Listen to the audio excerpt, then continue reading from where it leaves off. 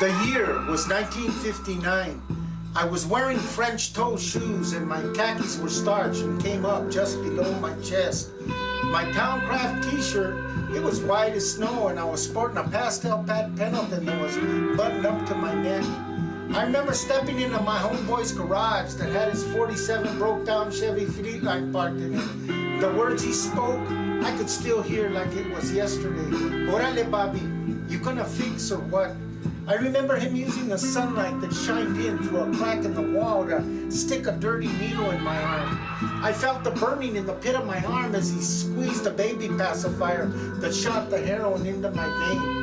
1959, heroin was $2 a cap, and I became strung out like a dog. For the next 30 years, heroin, burglaries, and the penitentiary was the name of the game. In those days, they didn't have a 3-strike law, but I still ended up doing 30 years on the installment plan. Back then, the yard in Folsom, it was just another rerun. The same vatos that were walking the yard in Juvenile Hall, they were walking the yard in Folsom. The only difference was heroin was no longer $2 a cap, and I wasn't 14 years old anymore.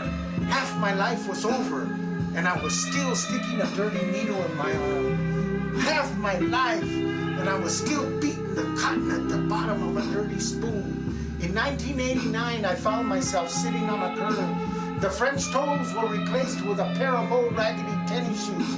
The khakis I used to be so proud to starch and iron, they were long gone. I was dirty on the outside and I felt gacho on the inside.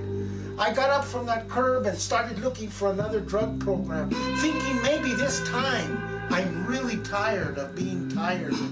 I ended up that day with a card of another drug program, so I stuck it in my wallet next to the connection's phone number and started hustling enough to score another quarter of stuff. After I fixed, I started going for the bus stop, but I had a decision to make.